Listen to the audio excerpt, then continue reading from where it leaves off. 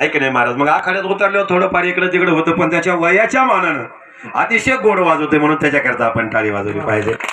कारण की त्याचं वय किती आहे महाराज. तुम्हाला खरं सांगू का, या लेकराचं फक्त गोट्या खेळायचं वय आहे महाराज. या वयामध्ये आपण बोरच खात होतो महाराज, चिचाच खात होतो महाराज, पेरू खात होतो, काय कैऱ्या खात होतो, हा गोट्या खेळत होतो महाराज. केव्हा शाळा तरी चौथीला आहे बघा हे विद्यार्थी. लेकरू किती आहे? हा 6 4 10 वर्षाचं लेकरू आहे. फार तर फार एवढं ऍक्टिव्ह आहे महाराज. ते संबळ पण वाजवतोय जागरणा,